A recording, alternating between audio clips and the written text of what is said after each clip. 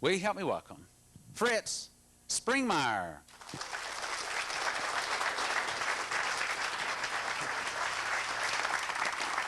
Yes, the CIA was doing mind control on countless numbers of Americans who were, and this was being done without their consent, and he even told some of the methods that they use: hypnosis, electroshock, drugs. This is a newspaper article from the time period, and here you see listed one of their programmers.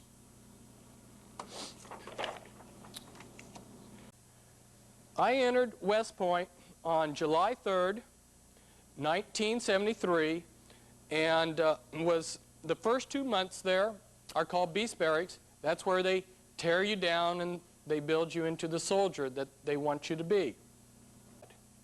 Symbols are very important. We use them to organize, to design, to communicate, to observe our world. Symbols are what elevate us above animals. And I think that in Satan's bag of tricks, just the manipulation of symbols alone is a tool that's capable of controlling mankind. This is a very interesting use of symbols. A friend of mine who worked for the New World Order, very high up in the New World Order, and he was one of their mind-controlled slaves. He had been part of the Illuminati. And one day, his photographic memory wrote down this formula. He said that the tetragrammaton, which is the symbol that stands for God, equaled a formula for DNA. And I'm not saying it does or doesn't. I thought this was a very interesting use of symbols. My friend was to visit me on January 12th. On January 11th, he was murdered. This is the world system that Satan has set up. And it's a double pyramid structure. This was again given to me by revelation of God, and again it was confirmed by other brothers who received similar revelation. But what was very interesting was confirmation from an unexpected source. That was Norman Dodd. Norman Dodd was the chief investigator of the Reese Committee in 1953. Congress established the Reese Committee to investigate the un-American activities of the foundations. Norman Dodd had lived and worked around the movers and shakers of the world his entire life. He was a banker, amongst other things. And these movers and shakers, many of them Illuminati, they thought that Norman Dodd was one of them. So they freely talked to him. But at one point, after having rubbed shoulders with them for years, he realized how they were running the world. And he put together this model, and he showed it to Alexander Sachs, one of the most powerful men at that time in the nation. And Alexander Sachs said, I can't stay here in the room and listen to you explain this if you want to be alive. That's how right on it was. There are 6 elements to this world system. Order, represented by the state; wisdom, values, justice, the courts; truth, the church; wealth, the prices; and equity, the market. And I've added to what Norman Dodd had as just wealth, I've added health on there as a function of that. This is a double pyramid. It has some intrinsic things to it too. The base supports the top. And you have a mirror image on the bottom. You will also find that the cube shape is talked about in Scripture as being the structure of paradise. It's the shape that the New Jerusalem is in. It's the shape that the Holy of Holies is in. And we are also told in Matthew that we are the salt of the earth, and a salt crystal is the shape of a cube. Likewise, there's some scriptures that talk about this shape being a satanic shape. And interestingly, too, there are some scriptures that use the word stoicheia in them, approximately 6 of these, and Bible scholars have been scratching their heads wondering, what does stoicheia mean? If we go back to the classical Greek, we will see that they use the word to mean elements that make up something, that comprise something. I believe that when the scriptures warn us not to be deceived by the elements of the world, that they're referring to these elements, even though they're not spelled out. And originally when I had put together this talk, I was going to go in and show how each of these different elements of the world system was controlled by the Illuminati. But this talk doesn't have that much time. So we are only going to briefly talk about some of these things. But I want you to be aware that there is information that will show how each of these elements are controlled. You have to peel it back. So the Illuminati created and worked behind groups, mystical groups, which then in turn controlled and worked behind monotheistic groups. So Freemasonry behind Protestantism, Jesuits behind Roman Catholics, Frankists behind the Jews, Sufis behind the Islam. And here on this document, Manly Palmer Hall tells us that a secret governing body controls the globe, not the various religious governing bodies that pretend to rule. That's what I was trying to tell you with that diagram with the black circle in the middle of the pie. And who is Manly P. Hall? Manly P. Hall was a Grand Master in the Illuminati, and he was also a Grand Master in Freemasonry. And here is the Scottish Rite Journal's obituary of him, illustrious Manly Palmer Hall, often called Masonry's greatest philosopher. And Lucis Trust, as so many of you already know, is a publishing company. Lucis Publishing is a publishing company for the United Nations. And it was originally known as Lucifer Publishing and Lucifer Trust. And Alice Bailey created 140 New Age religions, and she worked for the Department of Health, Education, and Welfare in 1957, establishing educational goals that are now being implemented in the United States. For instance, Global 2000. And she writes that Freemasonry will be the universal religion. Other New Age leaders like Benjamin Krim also say the same thing, that Freemasonry will be the new universal religion. And she says that between the church and esoteric groups and Freemasonry, there is no disassociation between all of these. This is just simply to show you that the next quotes are coming to you on the basis of the highest Masonic authority. This is Ancient Mystic Oriental Masonry, written by Clymer, a high-ranking Freemason. And he tells us that Masonry is connected to the ancient systems of priesthood. And he lists the different ancient systems of priesthood of the mystery religions. And he tells us that the Celts and the Brahmins and others, Ahura Mazda in Persia, and even the Pharisees, your Levites, Curites, Magi, Brahmins, Druids, they were connected by secret ties and intercommunicated from the Indus to the Tiber, from the Nile to the Thames. Hence there ever has been, is, and ever will be Freemasonry on our planet. What he's talking about is that the mystery religions only went underground for a long period of time. But the priesthood always continued. You can't find any point in history where they were extinguished. And in 1776, they reorganized themselves as the Illuminati. The Illuminati is the continuation of the mystery religions.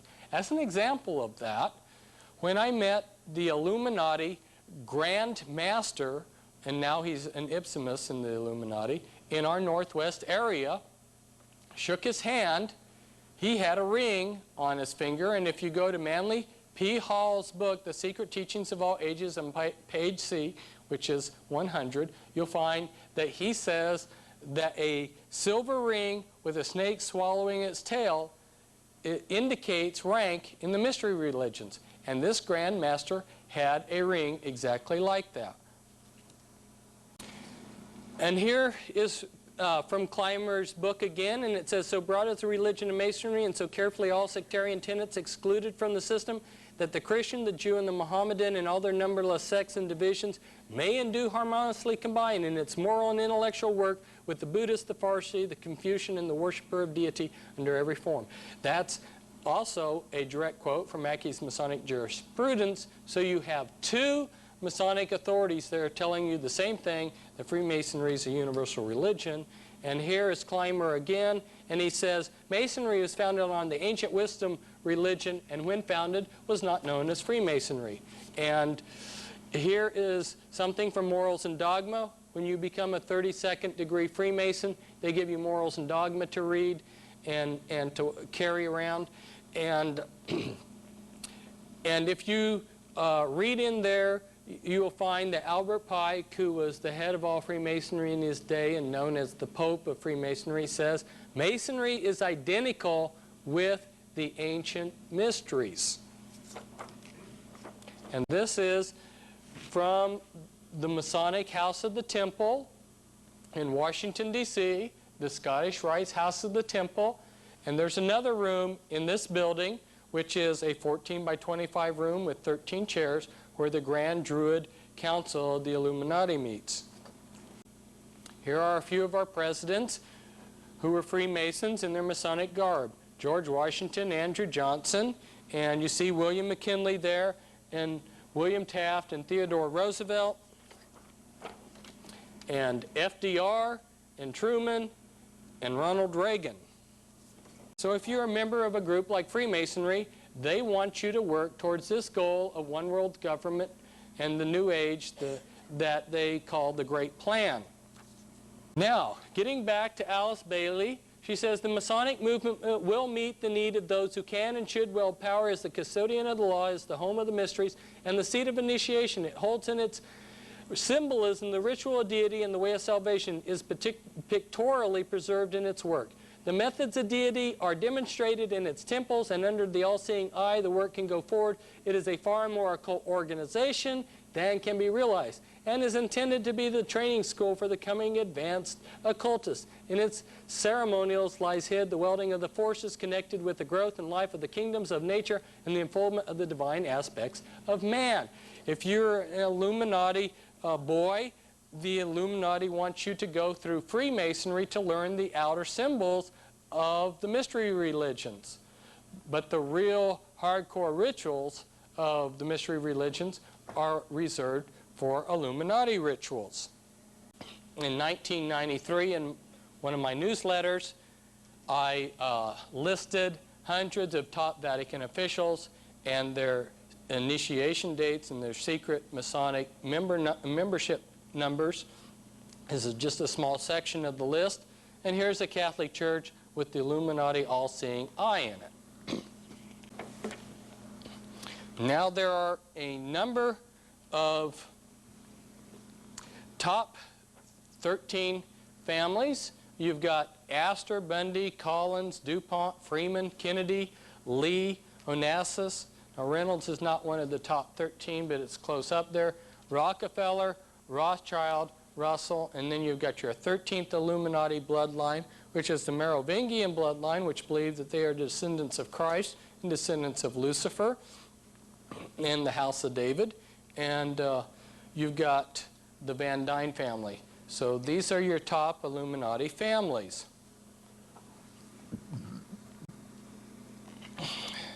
Now, we're going to take a break from getting an overview of things, and we're going to focus in on just one little time point in history, the Civil War, and we're going to look at 3 men at that time period.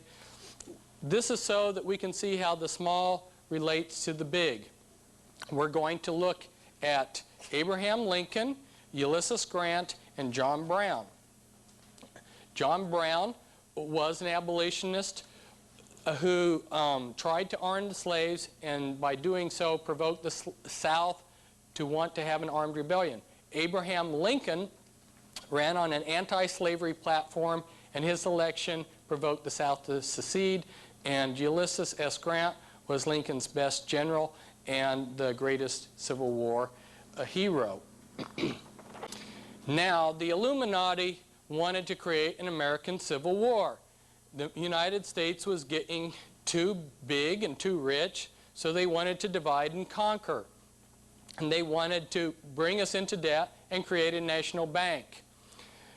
And they were also looking forward to all the war profits that they were going to get running drugs and munitions and other things, but they needed people to implement their plan. And we're only going to look at 3 people. Let's look at John Brown. John Brown was a Rosicrucian and a Mason, and so was his father. Now, there was a Rosicrucian named William Lloyd Garrison, and he created the Anti-Slavery Society in 1832. He also became a member of the Order of the Rose in England in 1834. There was another Rosicrucian, George Lippard, who was a member of the Brethren of Light, and it was he who taught John Brown to be rabidly anti-slavery. Now, John Brown didn't know much about the Scriptures, but he was traveling through a Mormon settlement, which ties into all of this, but we can't go into it. And they taught him their blood atonement doctrine, where you pay for the sin with your own blood. And so he thought in his warped mind that if somebody sinned or he did something he didn't like, that gave him the right to blow them away with a shotgun, for the wages of sin is death. John Brown was a murderer, and so was his sons. But he was a common man. He only became what he became because he had a conspiracy behind him. Now, there was a club, the Bird Club, that met in Young's Hotel in Boston, Massachusetts. And one of the members of the Bird Club, Senator Charles Sumner, went over to Europe and visited with leading Illuminati kingpins. For instance, Giuseppe Mazzini. And he came back then and got the Bird Club organized into a group, to a conspiracy to arm John Brown. Several of the members of the Bird Club were Unitarian pastors who appeared as pacifists while they were sending supplies and guns to John Brown. For instance, we had Unitarian Reverend Higginson and Unitarian Reverend Parker. And then there was Unitarian George Stearns, who manufactured lead pipe. If you know how poisonous water is when it's put through lead pipe. And then there was Garrett Smith, who was an Illuminati multimillionaire whose father was best associate with John Jacob Astor I, another Illuminati kingpin. Then they not only set up this secret group to help John Brown, but they pulled their establishment media in line, and so groups like, papers like the New York Times, who had Karl Marx as their correspondent, built John Brown up into a hero. And they sent over a professional revolutionist, a Jewish Freemason named Amschel Bondi, who helped John Brown in places like Bleeding, Kansas, and when he was done, then went over into other places in the world to help with other Masonic inspired revolutions. Now let's look at Ulysses Grant.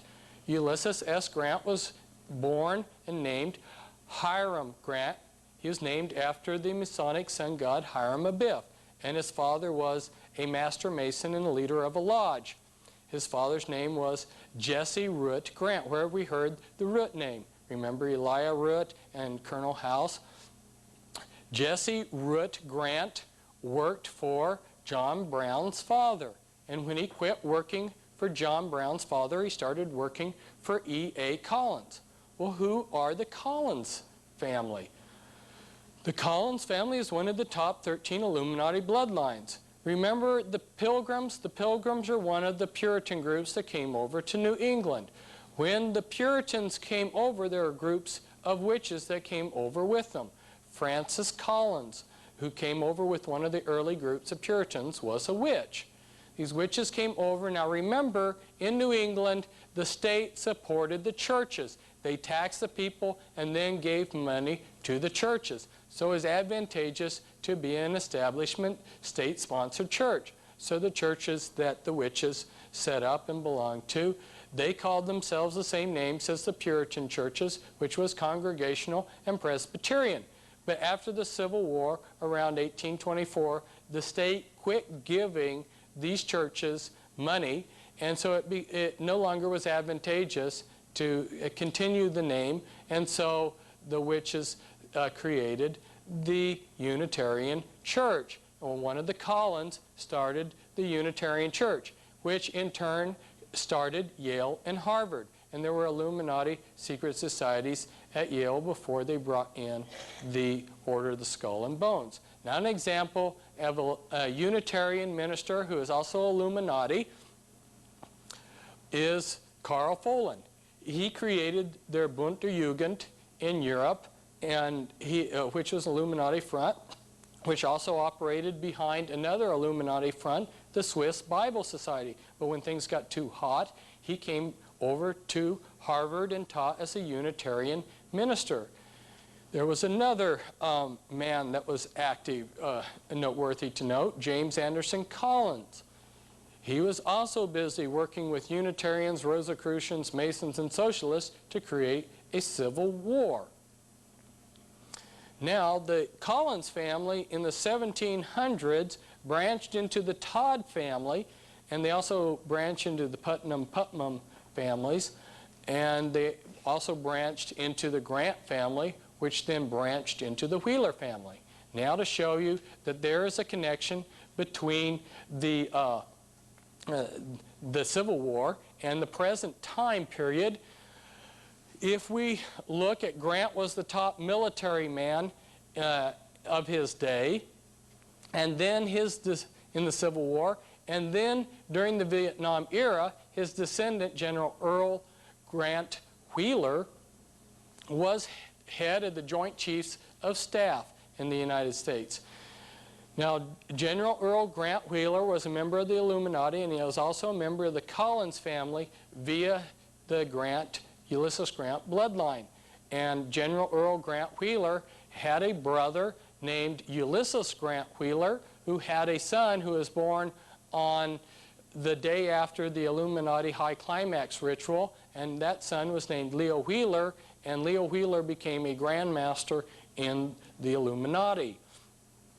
Now, the Vietnam War was created by the Illuminati to create a drug culture in the United States. They moved the American boys over to a country where there was lots of easy access to lots of drugs, and got a lot of American boys hooked on drugs. But they also smuggled drugs into the United States, and the Army was in full cooperation, parts of it, with the Illuminati drug smuggling.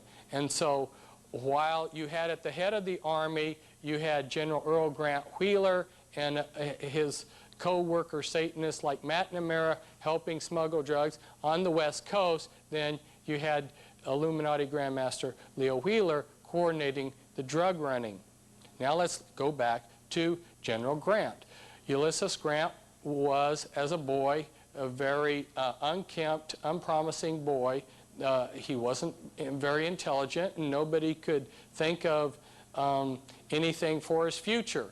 He was unpromising, but his father had connections, so he got him an appointment to West Point.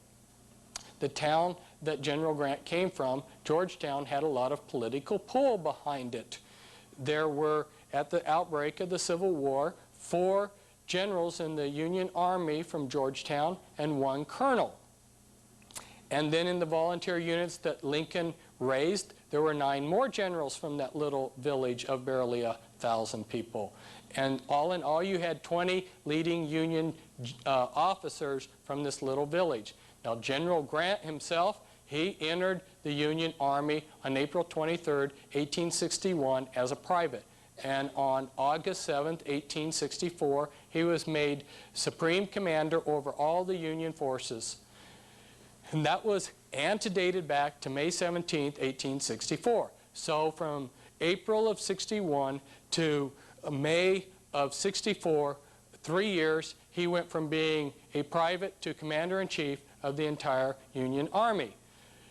Later he became president. So this man who was a gutter drunk when the Civil War broke out became president, and he selected 8 Masons as his cabinet, and one of the men on his cabinet was Columbus Delano of the ancient aristocratic black noble family Delano. And Franklin Delano Roosevelt is a descendant of that same Delano family. And there was another man on Grant's cabinet, that was Alphonso Taft, who was the blood father of Bill Clinton.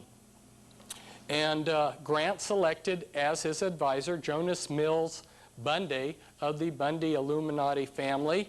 And Jonas Bundy was also the advisor to the next two presidents.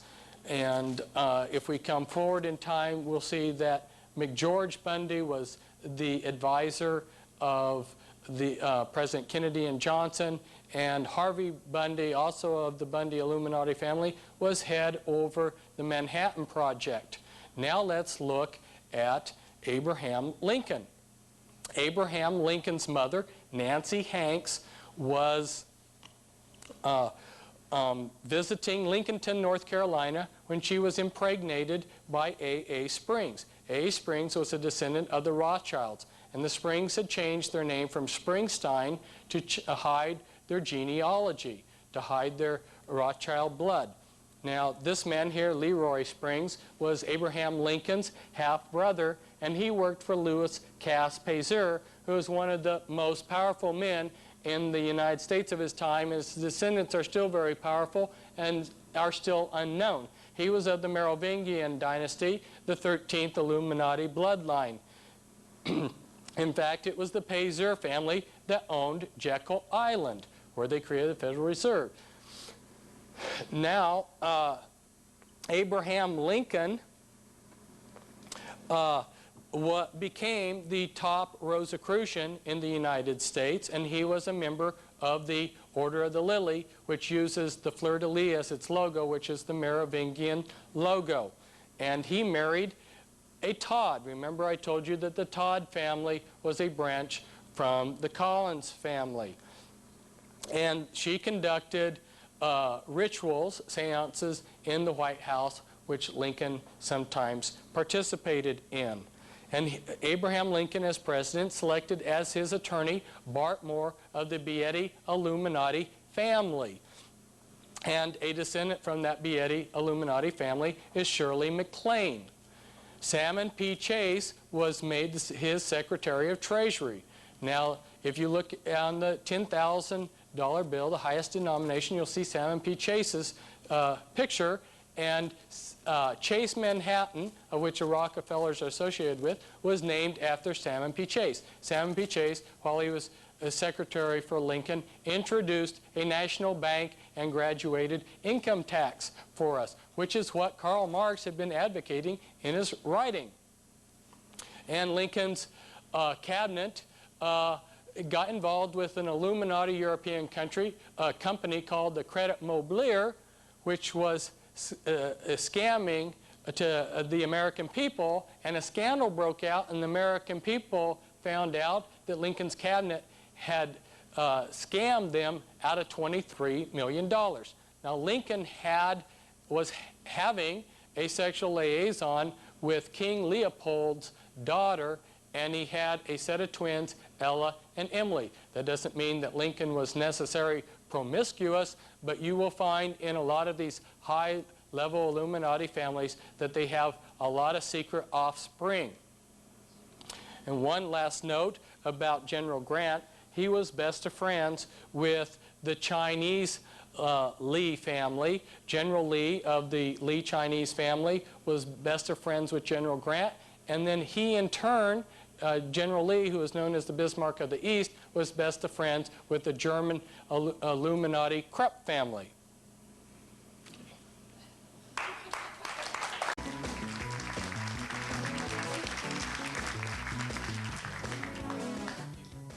We have a lot of good information, and this next part of the talk is going to be some of the most difficult information.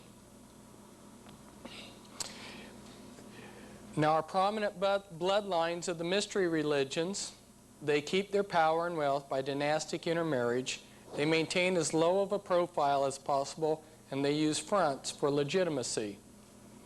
Here's some of the information on the Collins. The Rothschild family, for instance, have their own secret genealogies which go clear back to Nimrod. Now, who is Nimrod? Nimrod was a great warrior, and remember we talked about the power of Gnostic religions, and he realized as a warrior that he could take the power of the state and combine it with the power of Gnostic religion. And you see an example of that Babylonian system during the Middle Ages, where the Catholic Church was married to the state. Not all of us, though, can belong to one of these powerful bloodlines.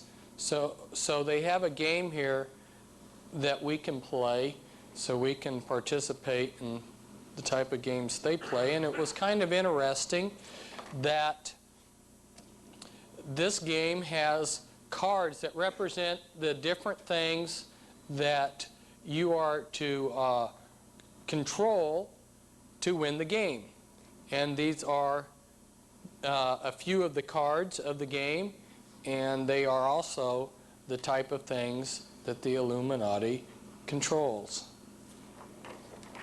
Those of you who want to understand this further can look at it on your own.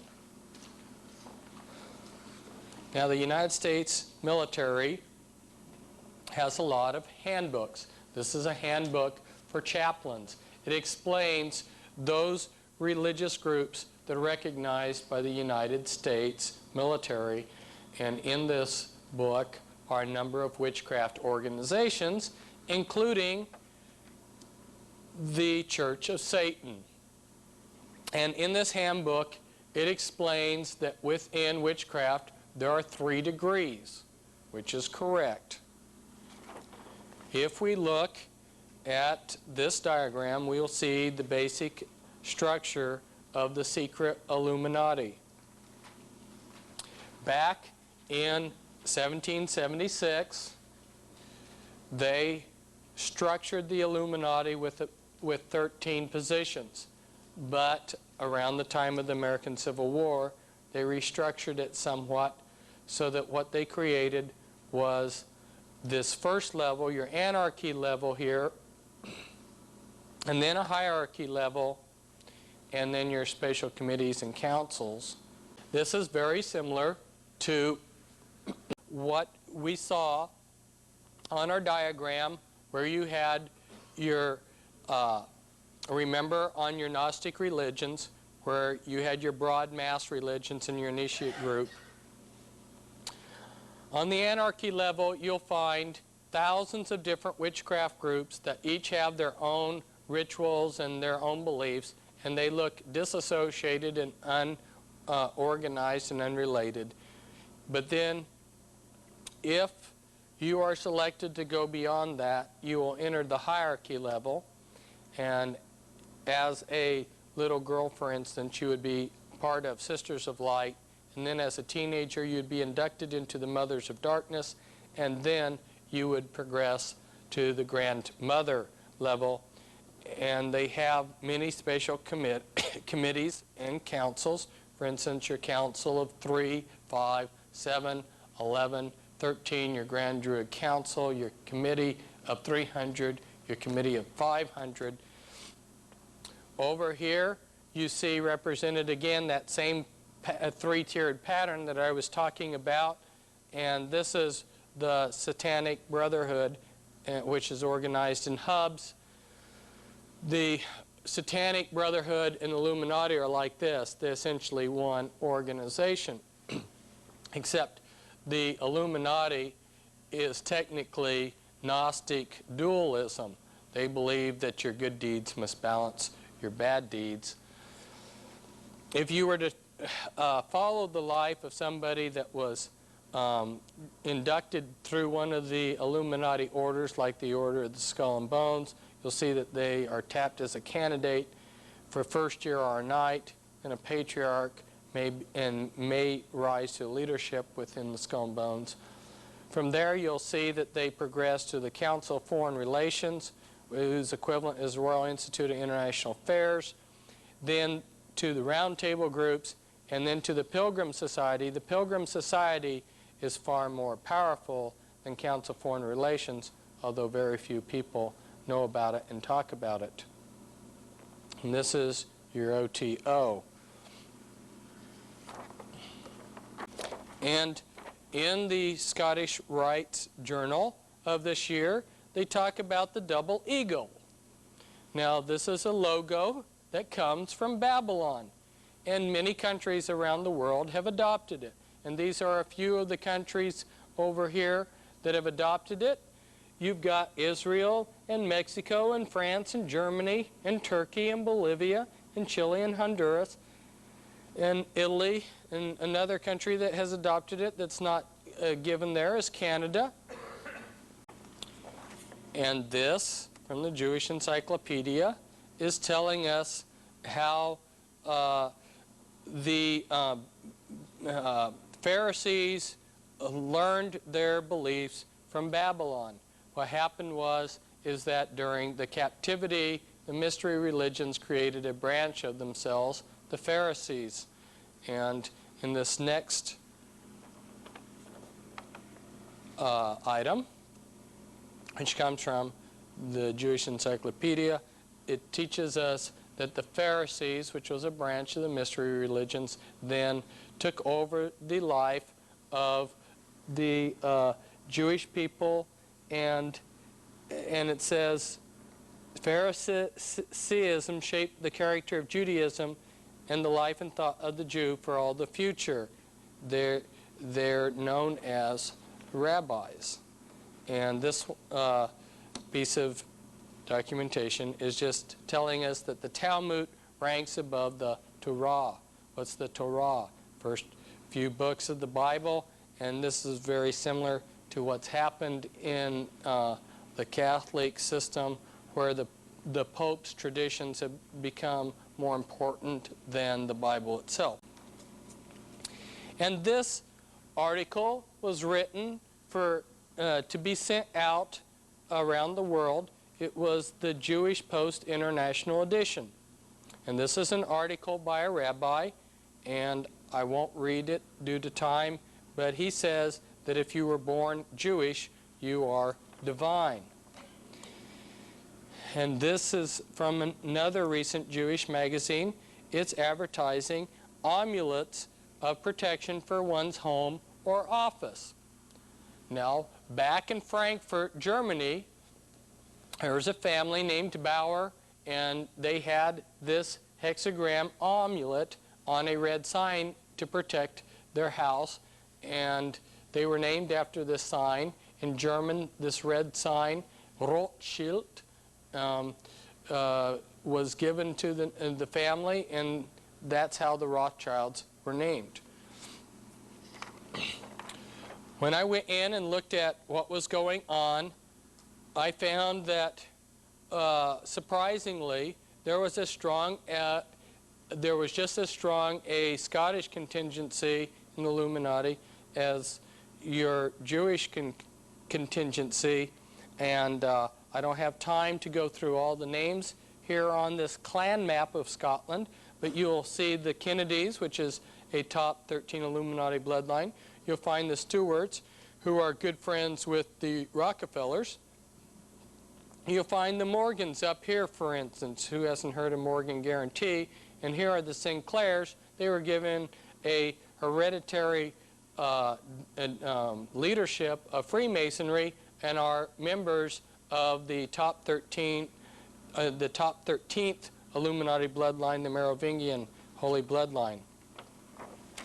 Throughout the world, Satan's empire is built on Gnostic knowledge. Okay? Gnostic knowledge, this hidden knowledge. There are three words: occult, arcane, and esoteric. All three mean hidden. That is the type of knowledge that these groups claim to have, because it gives them an instant power base. And this is the key to seeing Satan's worship around the world. These are 5 interlocked concepts. This is the key, and I won't go into it in detail, but now you know that there is a key to unlock, to see that hidden underneath all these different religious worships around the world is satanic worship. This is the caduceus. The Illuminati are Gnostics that have a dualistic belief of balancing their good deeds with their bad deeds. That's why some of the greatest philanthropists are also some of the biggest Illuminati Satanists.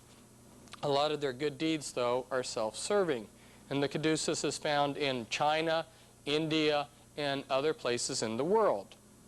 A lot of people don't believe that there's such a thing as satanic ritual abuse. So I got this. This was in a museum. And as is typical of Illuminati oaths, they sign them in blood. And this is an oath to Satan to give you my body and soul and my life. And this was an extremely secret Illuminati castle until I began this circuit. This is the gate, the entrance to a lane that leads to the castle. This castle is near the town of Muno, and it's near the French border. It's in Belgium. And the town of Muno is rather strange in itself because the village is connected to the people that run this castle. This castle is used for high-level Mother of Darkness rituals. And when you go down the lane and you go through these huge big doors, and we're not going to describe it all in detail, but anyway, you come to a cathedral, you know, a church within this castle, and in the ceiling is 1,000 points of light. Now you know what George Bush and some of these others are referring to cryptically when they say 1,000 points of light. And down in the secret basement of this castle, hidden down there on a daily basis, they take a pregnant woman and they sacrifice her, and they take the baby and they sacrifice it and drain the innocent blood from the baby and use that as ink to write in this great white book the deeds that were accomplished that day in bringing in Satan's reign of the Antichrist. The Illuminati adepts they do path working of the Kabbalah. They also go through different occult sciences, last one being vampirism, which is called the Holy Grail, and this is why you will see these top Illuminati men addicted to blood. When someone is being sacrificed, ladies and gentlemen, which is a very horrible thing, the person is terrified and adrenaline is pumped into their body. When you drink that blood, you get the high, the adrenaline high that person was in. And you, after a while, become addicted to that adrenaline high. There's also a very top secret, this substance, it's called adrenochrome, and just the very existence of it's been kept very secret by these people. If you time things just perfectly right, as the person is being sacrificed, you can stick a needle here at the base of the skull, and if you know what you're doing and the timing is correct, you can extract adrenochrome, which is a very valuable drug, natural drug, on the Illuminati's black market. Well, backtracking just a little bit, the establishment news media said that the reason why Al Gore carried blood in a suitcase was that he was a hemophiliac. But the truth of the matter is that he's become addicted to blood. And now we're going to discuss the basic policy process within the United States. Of course, as you can see, it's not what the people think it is. We're going to go through this very quickly. This is worthy of maybe a few books. Here at the top, on the international level, on the top satanic levels, decisions are being made. Those decisions are being passed down to the national level. If you go back in the occult world, you'll read a man named Plato, and he talks about the wise men ruling. That occult concept was passed on down, and you'll read in Francis Bacon's book, The New Atlantis, which originally had a title with the word of Rosicrucian, that they wanted to create a group of wise men to rule in the New World, and that concept has indeed been implemented. That study group or wise men group is called Majesty 12, and it's been given a lot of code names. They sometimes just seem to happen to meet each other. And originally it was set up 6 men from the executive committee of the Jason Society, 6 men of the executive committee of the Jason Group, and 6 men of other key positions along with a chairman. And I believe in Reagan's administration they upped the number to 40. And this group on their classified papers has the word magic, M-A-J-I-C, stamped on it.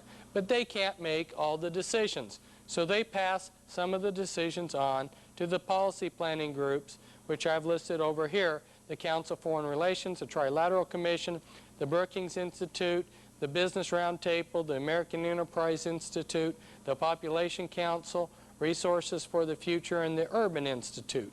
But those people can't make all the decisions, so they pass them on down the line, some of them on down the line, to the research policy planning groups, such as the RAND Corporation, the Stanford Research Institute, and the Hudson Institute. Now, how does this work in actuality? Let's say the Illuminati have made a decision as to something they want to implement. They'll get somebody, say the president, to announce, we have a problem. Then the president will say, we have a problem. We need to initiate a government study of this problem. And then they will pour millions of dollars into a government study, and maybe after 10 years come up with a large number of findings that are printed in these thick books that even researchers like myself don't wade through. And the bottom line is the decision that they had decided upon long ago. And then they get their opinion makers, government councils, national news medias, and intelligence agencies to help them out to make it appear like there's grassroots support at different levels. And so the legislators say, we had this problem, we did this study, this is the best advice, and they pass a law. Now, if they have any problems along the way, they have their covert enforcers like the Mafia and the IRS and FBI and ADL to smooth out the opposition. Hidden behind the scenes, the Illuminati have created occult area boards in all the areas.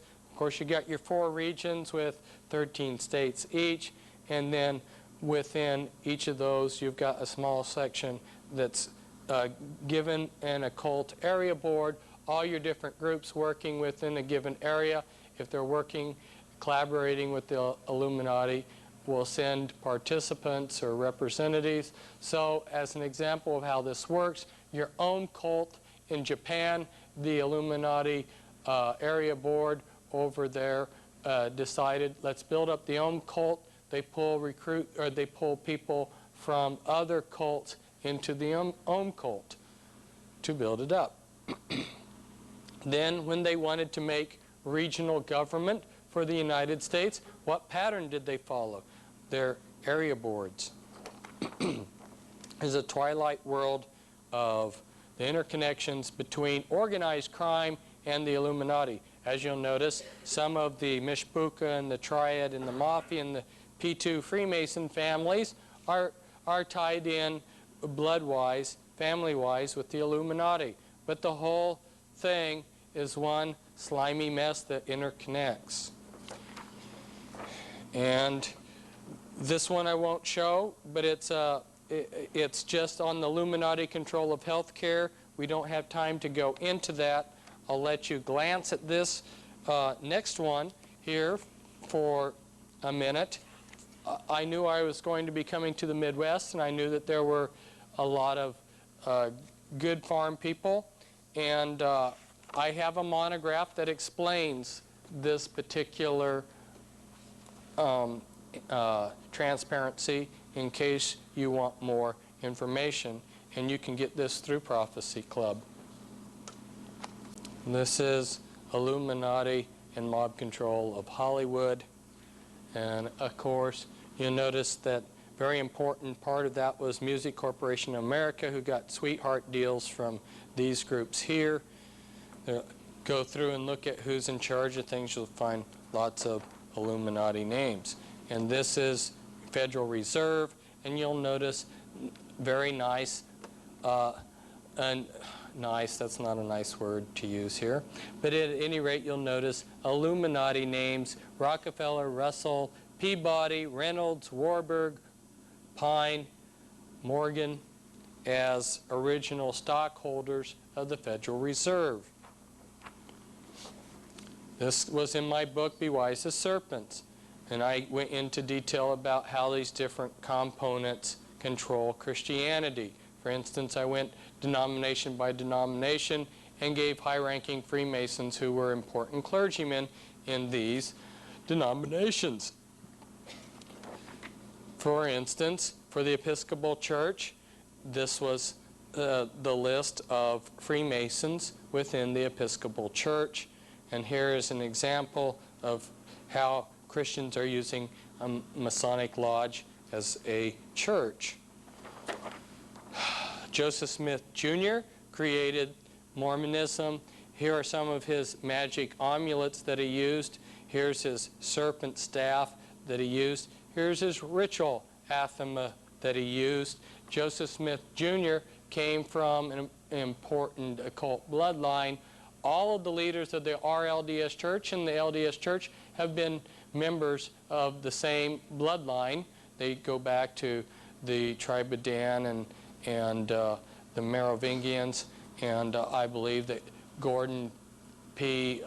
Hinckley, who is now leader of the LDS Church, goes back to the Merovingians via Nathaniel Hinckley, who's tied back into the Plantagenet family. And here's some more.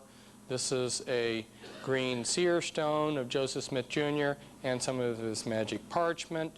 And his successor of the main group, Brigham Young, here is his Masonic pin, and that's Dagworth's skull, and that was one of the leaders of the Merovingian Priory of Zion. Now, the man who started the Jehovah's Witnesses, Charles Taze Russell, was a Knights Templar Freemason, and as you can read here, Charles Taze Russell, ritually murdered by the Illuminati on Halloween, has his ashes protected below a pink granite pyramid made from the sacred Enchanted Rock Mountain at a sacred site 18 miles north of Fredericksburg, Texas. The pyramid is in a cemetery in what was Allegheny, Pennsylvania, now Pittsburgh, Pennsylvania. Real quickly, here are some actual members of the Illuminati from these various bloodlines. John Jacob Astor, for instance, within a matter of a few years, had a monopoly on the entire fur trade, and if you stop to think about it, the fur trade had been going on for centuries before he arrived. And here's some Illuminati from the DuPont family. The DuPonts are key people in the military-industrial complex. Every day, each one of us cannot escape using something made from chemical products that the DuPonts are involved with. They also have been major manufacturers of American gunpowder for our different wars. And this is the Freeman Illuminati family. Gaylord Freeman in charge of the Priory of Zion for a while, and he was advisor to 2 presidents. So was Roger A. Freeman, and here's one of the Freemen in the Skull and Bones.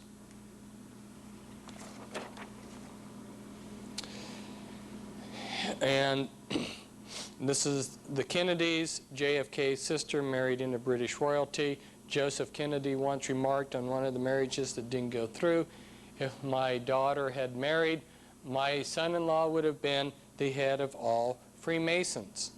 And here's JFK making his pilgrimage to the pyramids, just like Ulysses Grant made a pilgrimage to the pyramids, and so did Charles Taze Russell and many of the others. This is what we're going to discuss about in depth. This woman here, Marilyn Monroe, was the first presidential sex model slave that they allowed the public to see. I believe in these pictures here we're watching her switch personalities. James Mansfield, who was under mind control, she was one of JFK's girlfriends, and she's a member of LaVey's Church of Satan, and Sammy Davis Jr. was also under LaVey's control, a member of a Church of Satan, and also a good friend of JFK.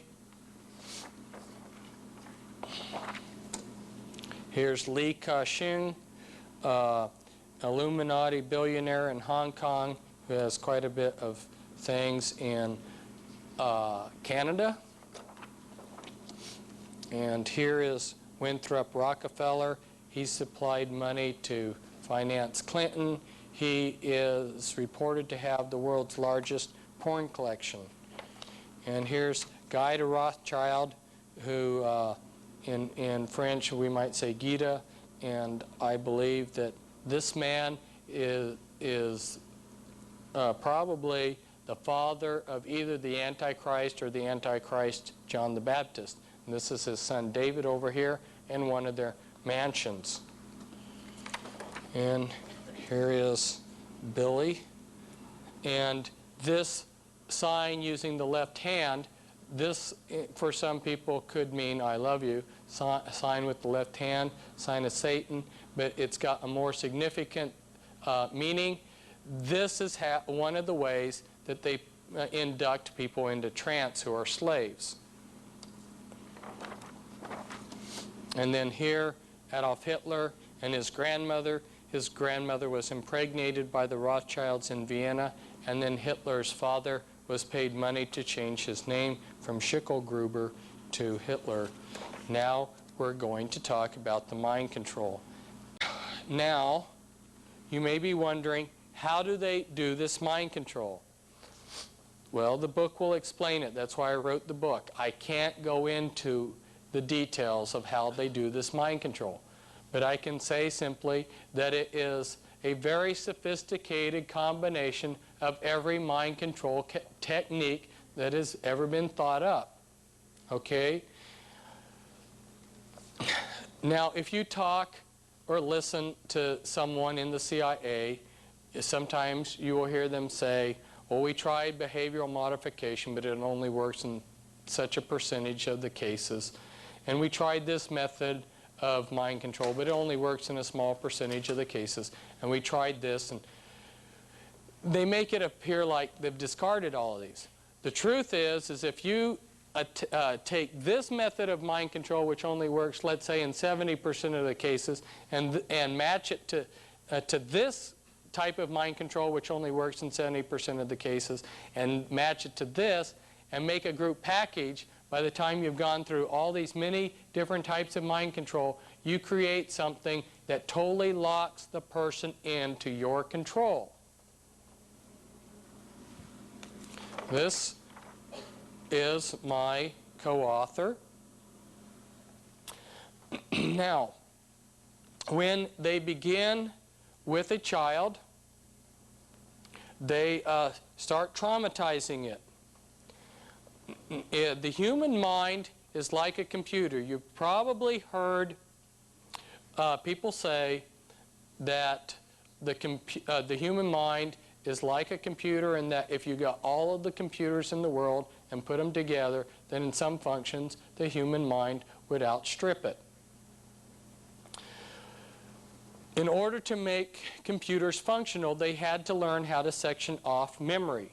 When you reboot your computer, there's memory there that you can't touch. The Illuminati learned centuries ago how to section off memory within the human mind. And it's done with amnesia walls. And the amnesia walls are built by trauma.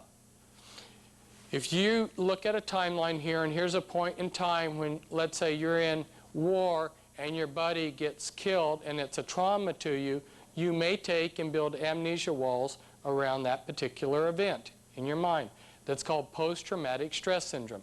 The Illuminati learned this trick many centuries ago, and they traumatize a person until they shatter their mind into thousands upon thousands of disassociated states. Okay, it's like taking a mirror and throwing it against the ground and breaking it into thousands of pieces. And then they know how to go in and find each of those little pieces, and with that little disassociated part of mind, or memory, they through programming, build that, each piece, into what they want. Perhaps they want that piece to be a personality. Then they will give that piece of the mind an identity, a history, a job, and the full works. And they'll also attach a hypnotic cue that they can pull that piece of mind, that alter, that personality, they're called alters or personalities, so that they can pull that to the front of the mind. Then they build very complex alter systems.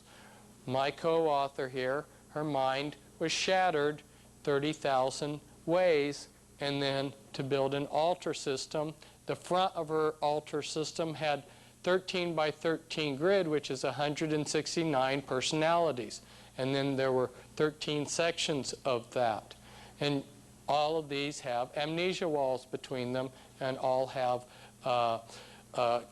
hypnotic cues attached to pull them to the minds. That's just a small part of her system. There are many hidden worlds, as she had two programmers competing against each other for control of her and putting in hidden worlds.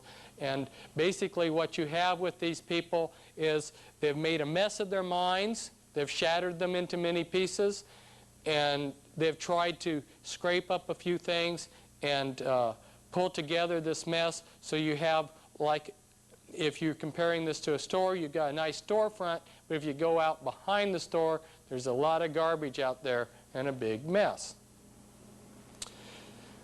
They like to create the best fronts for these systems of alters. They like to hide what they're doing.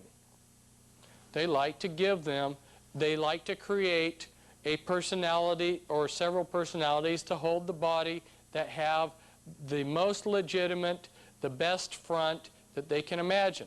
So I like to ask audiences, what do you think the favorite occupation is for men in the Illuminati?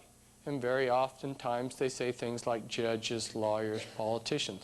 No, people, the favorite occupation is being Christian clergymen, because that's the best front. In fact, her father was a Christian clergyman. He was also Leo Wheeler, a programmer. Now, here's another transparency. This came in color from Bethesda, which is one of the places that they program with. And what this is showing here, although in this copy it's black and white, is that the mind of a multiple personality is different than someone who doesn't have MPD. If I was to act like a different person and they took a PT scan of my brain, it would look the same every time. But when they switch personalities, they switch alters, the brain PT scans are vastly different, thus proving that their brains are not the same. They do other things to these people too, like they want to get a photographic memory. You electronically scar the brain stem, and that creates in the child a photographic memory before you then begin dividing their personalities, and you get a system of multiple personalities with photographic memories. MPD has recently been renamed DID, Dissociative Identity Disorder. What are the ramifications of what they're doing?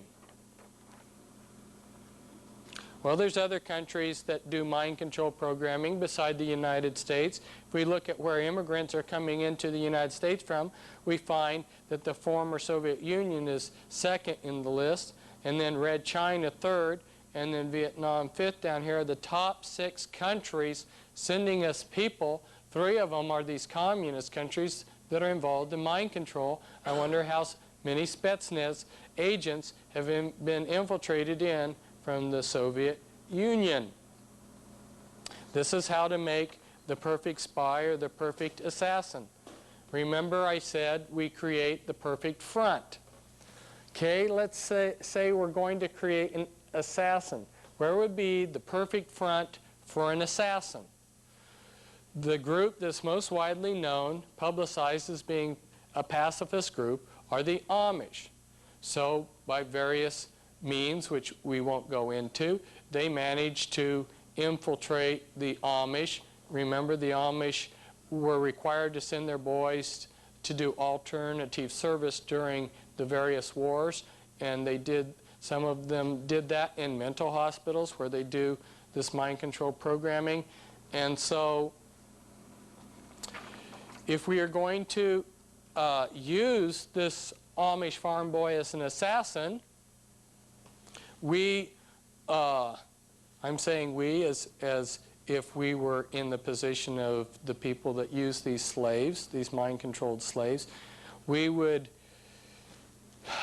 trigger them somehow on a subconscious level for the boy to go on a trip to visit his Freundschaft, his relatives in another state. And as he's traveling, say for instance, maybe he comes on the bus to a stop, and he gets off and goes into the restroom, and he's programmed to go through a series of things which just click him into his assassination altar, and he goes out and carries out his mission, his assassination. Then he gets on the bus, goes and visits his relatives, and comes back.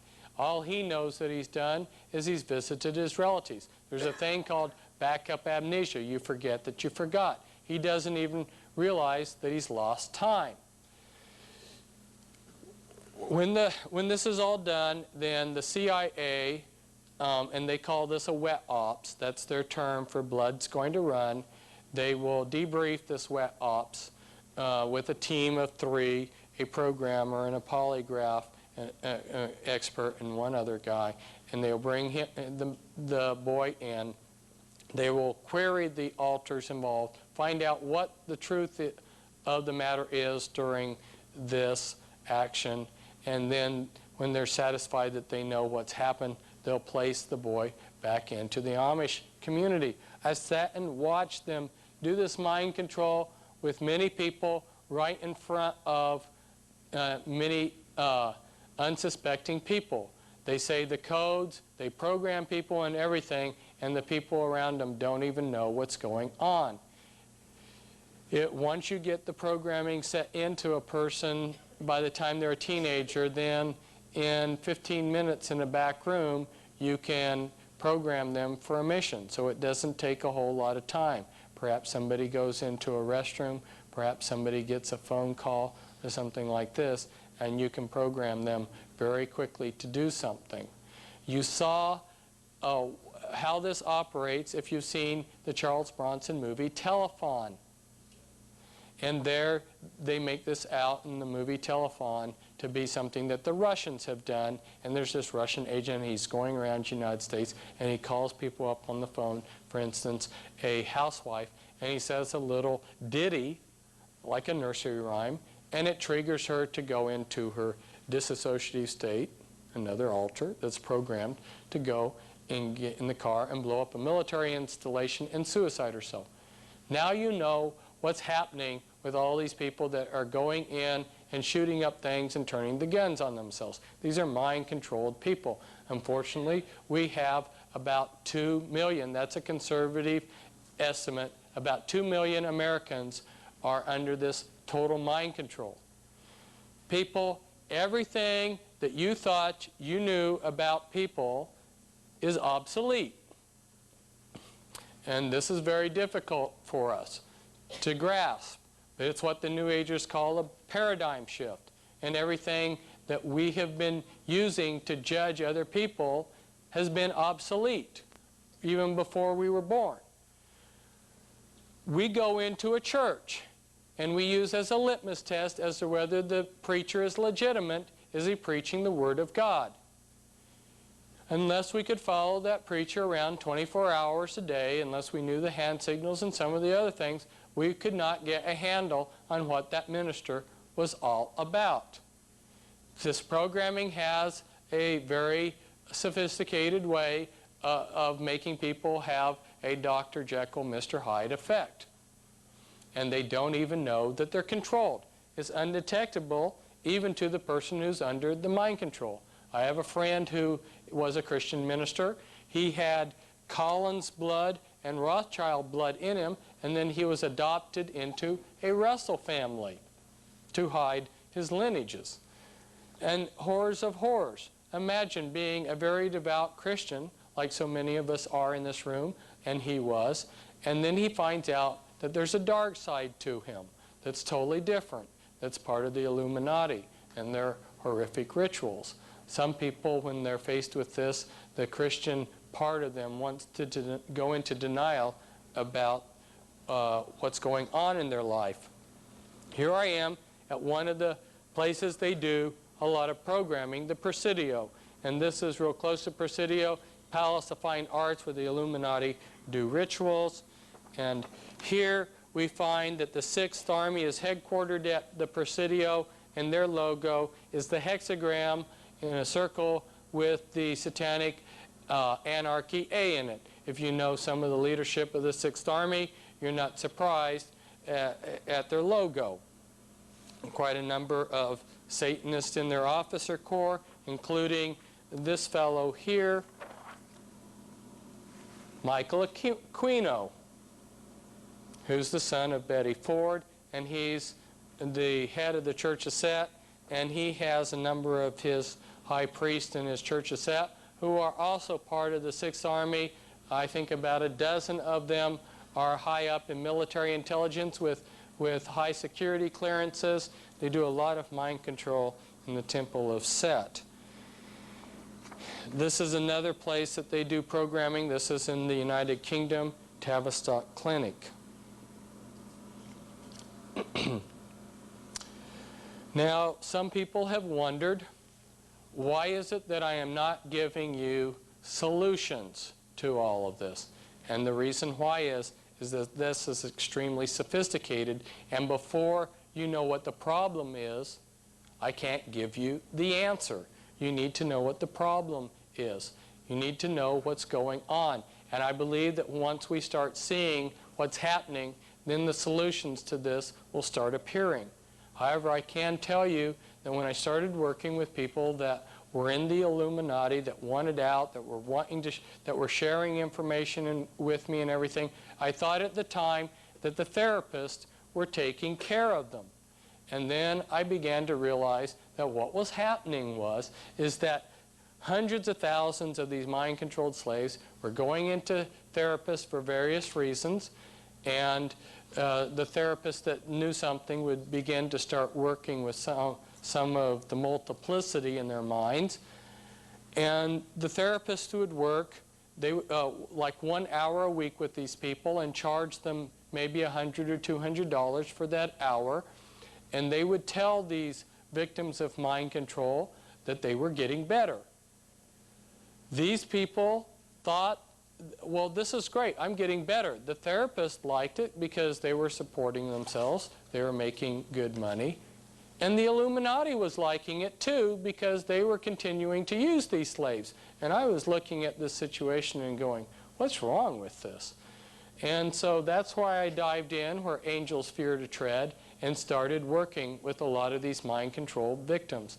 And I went through hell, literally hell, to get this information and to try to save some of these people. It's too big of a job for one person. It really is. What we need is people who understand what is going on and understand some of the solutions, and so we can form teams of people to try to help these victims of mind control. They have tremendous needs in many different ways. And people don't understand how sophisticated this is. in looking at how they have designed this mind control, the engineering and thinking that's gone into it, in my opinion, far surpasses what was put into the Apollo project. For everything that you're going to flippantly come up with, I'm sure that they have thought of at least a dozen, if not many more, ways to circumvent you being able to undo the programming. For instance, many of the altars are dehumanized and told they don't have a heart. If you were to talk to that altar, or if you want to call it disassociative state, they think of themselves as a person with a personality. If you were to talk to that altar, they would tell you they don't have a heart. So if you tell them to give their heart to Jesus, that's not going to have any meaning. They have them programmed so that if you quote Scripture, you may very easily trigger a number of things to happen. One is that a deaf and dumb altar may take the body and they will not even hear you. Or if you're saying something like Jesus loves you, they have a scrambling altar that's programmed to take the body, and that scrambling altar scrambles it so that what they hear is Jesus hates you. So every time you say Jesus loves you, they hear Jesus hates you. I'm just giving you a tiny sampling of how sophisticated this programming really is. Satan has really outdone himself. And they have a program for infiltrating the churches. And anyone who is a legitimate Christian minister is going to be singled out and targeted. It's called the Black Widow program. They have these mind-controlled slaves that are taught in seduction, and they come in and seduce a minister, and then that minister will be blackmailed. Remember when Jimmy, no, okay. Now I've got myself mixed up. Okay, but when he fell, there were 200 ministers that called into Assembly of God headquarters after he fell the next week and reported to headquarters that they also had the same problem. This mind control is all around us, and it's running everything that's of value and pure in this country. It's being used to dirty anything. And it's also everything that the American people are proud of is actually being used for this mind control. For instance, Walt Disney, Disneyland, Disney World are great programming centers, great places for Illuminati rituals, but Disney movies, which people think are family movies, they have been some of the primary films used to program these mind control victims. The Wizard of Oz was one of the standard programming themes, and Alice in Wonderland was another standard programming theme. And then you see sometime in the 70s or 80s that they started switching and started using more of the alien type themes for the mind control programming. So you started seeing Star Wars and Star Trek and the Star Trek spin-offs being used a lot for the mind control. That gave them an advantage. How did it give them the advantage? Well, like in the Alice in Wonderland, your master sets himself up as the White Rabbit. In the Wizard of Oz, he's the wizard. In this alien stuff, the programmer pretends to the poor victim who's drugged and under hypnosis and being tortured that he is an alien, perhaps from a race that's far advanced of ours. I went through and tried to understand the encounters of the third kind, and I interviewed people that had been abducted by aliens. What I found is that every one of them had this type of mind control. Some of them I couldn't tell them about it. because as I've been trying to get across to you, if you start working with some of these people, it's a very delicate thing, and you could trigger suicide programs. But this one gentleman who I visited with, he told me how benevolent these aliens were that kept abducting him. And again, they looked like people. That's interesting. And he said that although he didn't want them to, they continued to rape him. Well, people, this isn't benevolence. This is abuse. Area 51 is being used to program a lot of people with this alien programming. If you set in a program when you fly a helicopter to pick up a slave and you shine a light in his eyes, you can have him programmed to believe that that light is a UFO. So that's one explanation for a lot of the alien phenomena and the encounters of the third kind. But I do have something that's a treat, something special to show you. I told you that you would get a surprise. And if you look on here, this isn't as easy as on the original, but you'll see reptilian eyes in each of these photos that were gotten from American magazines. And here, this is a little bit easier to see it here. See the reptilian eyes. I have met respectable observers, since, for instance, a Christian psychologist, a very elderly lady who I trust and respect, and she has seen someone with reptilian eyes. Here again is this picture again with reptilian eyes. And if you want to know the rest of the story, you need to invite me back again. That's like the lady who told the stories in Arabia.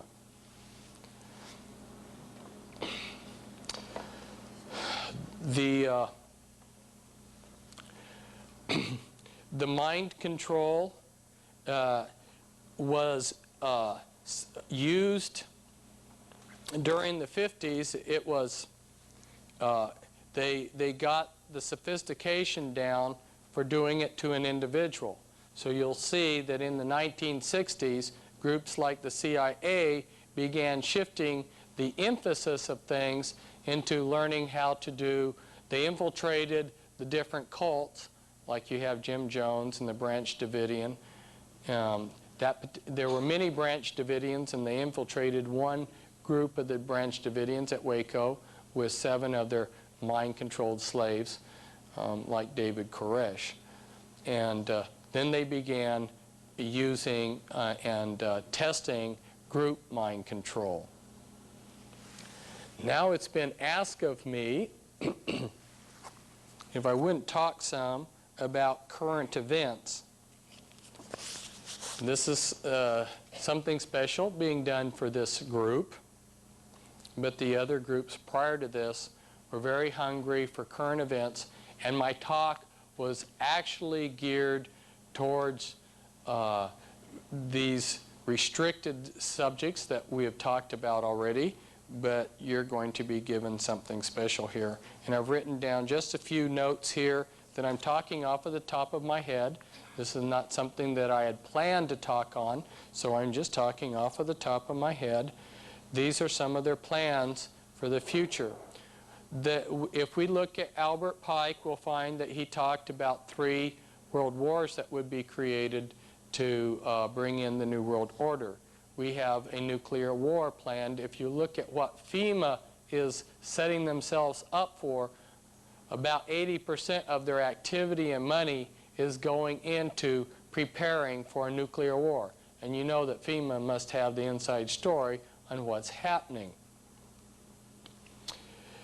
If we go back in the occult world to St. Simon and his disciples, and this ties back in with the Illuminati, but his disciples published back around the 1810 plans to bring in a new world order. And they listed a number of things back at that point in time that needed to happen for a new world order to occur. They needed to build a canal that became the Suez Canal. They needed to build a canal in the Panama Isthmus to connect the Caribbean and the Pacific. They needed to make the countries interdependent, which is something that H.G. Wells in his New World Order also spelled out, and they have done that. And then one of a long list of things that they laid out in their plans for the New World Order there, clear back 200 years ago, was the creation of an androgynous being. They have accomplished creating androgynous beings. Another thing that they have planned for us, and I have warned the Christian people, is that one of the cards that Christianity holds that they offer people is everlasting life. Imagine if Satan could offer people everlasting life. Well, they have the ability to extend life, and they will play that card at some point. And even if they only prolong life several hundred years, you have to live several hundred years to find out that you don't have everlasting life, and it will devastate the membership of the Christian churches.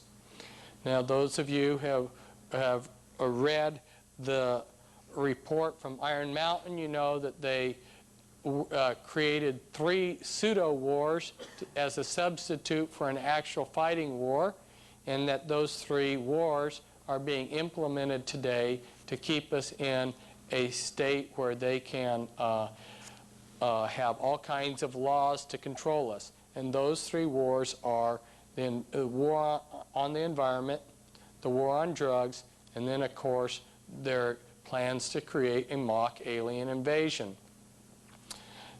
I have talked briefly on the radio for Prophecy Club about the flying saucers. Somebody very high up in the New World Order, who was brought to Christ by a close friend of mine, has talked about piloting the flying saucers. Yes, the United States government has flying saucers.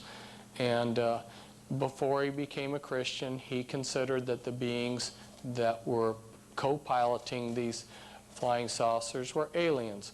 But then when he became a Christian, he took a second look and realized they were demons. It's rather interesting. I have tape recordings of some of the aliens talking. They send shivers up my back. They sound exactly like I would imagine a demon to sound like. And what's further interesting is these people are saying, these aliens, that they have been around for something like 500,000 years.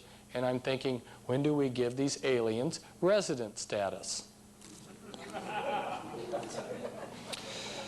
They have already moved a lot of the first contingents of foreign troops into the United States. Some of you, I'm sure, have seen the maps where that they came up with years ago, where they had planned out which foreign nations would send troops to what regions of the United States. They don't want Americans patrolling American regions for the New World Order. Why, they might be too loyal to their American civilians. They have built a German air base in New Mexico that the Germans control. And here in Kansas, you will notice that they have been training Russian police at Yoder, Kansas, and that there have been large contingents of Russian troops and military hardware that have been brought through the United States, some of it stockpiled. One witness talked to me about the caves in Mexico, which had large stockpiles of Soviet weapons. And of course then are their plans, their long-range plans of what they're going to do with this planet. And eventually it seems like they want to, and this is looking way into the future, move things to Australia as the center of things. If you will look at things right now, the mother country of the Illuminati is England, and the center of England is London. But there are two different Londons. Maybe you are not familiar with that. There is a small enclave within Greater London, which is also called London, but it's the financial district, and it is called the City, okay? And it is a private enclave.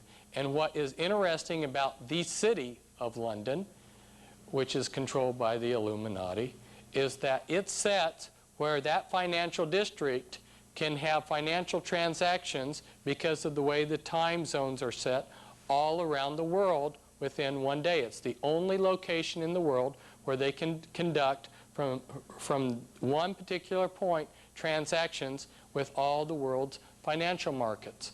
And that has been, that area of the world has been like the center point for the Illuminati for a long time. But what I'm saying is eventually they hope to move that. And Denver and Atlanta are two of the cities that they have big plans for in the future. And they also plan for some major developments in southern China to build it up.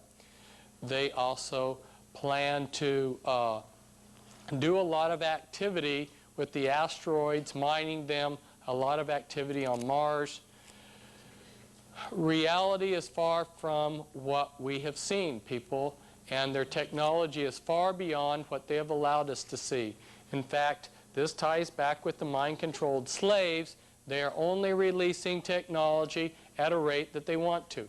Now, if you invent something that's way beyond its time and helpful for mankind, it will be suppressed. But one of the mind-controlled slaves that I've spent time with, she was a mind-controlled slave within the Watchtower Society, and she was programmed at a particular point in time to invent a particular invention. And then other people were programmed to form a company around that. Satan is a control freak, people. Things are not happening out of control. They can't. God works off of love, but Satan doesn't. Love doesn't seek its own, but Satan works off of hate. Everything in his world system has to be tightly controlled because he's trying to imitate God. He wants to be omnipresent and omnipotent, so he has all of these spy satellites in the world and all these spies on the ground to try to control. He's a control freak, and everything in his world system seeks his own. It's all working towards these goals. And so what people see as random are actually working to are very specific and very controlled parts or elements of a plan. And I can guess I can get myself into more trouble on this videotape by talking about something that's controversial, the Mars colony, which has slaves up there. They've already brought the New World Order into reality there on Mars. They haven't quite brought it into total fruition here on Earth. And in my 93 newsletters, I pointed out prior to the spacecraft that was to go there in 93, I gave a list of American and Russian spacecraft that had been sent to Mars. If you think back on things, if you're my age, you'll remember that when I was a child, the big issue was, is there life on Mars? Well, after sending many, many spacecraft to Mars, and some of these cost billions of dollars, scientists still tell us they don't know whether there's life on Mars. And if you look at that list, I listed the spacecraft that had gone to Mars. They all malfunctioned. Very strange. And so I told my readers in my newsletter in 93, I said, look at the past history of how all of these have malfunctioned or produced results that were of no significance. I said, the same thing will happen to this multi-billion-dollar space probe. And when it did, people began to think, well, maybe Fritz is right. This is pretty amazing that he could predict that this space probe would have problems. Okay, we've got 3 lists. Shall I go on? Okay, we've got 3 lists. People have consistently asked me about the 3 lists. The red list, the blue list, the yellow list. One of my friends decided to follow the blue splotches, markers that they've put on these road signs, and strangely enough, it led them to a site that shouldn't have had barbed wire, but it did, and looked like it had been built for the purpose of being a concentration camp in the future. Yes, that's what these lists are all about. The red list will be, it's 187,000 Americans, and the lists, which are on computers, have already been distributed. And perhaps the scenario that will happen to round up people on the red list will go like this. And this comes from a man who, part of it comes, the bulk of it comes from a man who was the inspector for the Joint Chiefs of Staff of these concentration camps. There may be an electrical blackout at night. If you have an electrical blackout, watch out. It might be a cover for them coming for the red list. And then people like these Russians who are hiding, they have these the names. They will come at 4 a.m. just like they came at that time for Jesus. They'll pull you out of your house, and they will take you in a van, take you to like a cul-de-sac where helicopters flying in that are black. They're flying off of their regular system navigation, will take you to sites and then take you to locations where you will be terminated.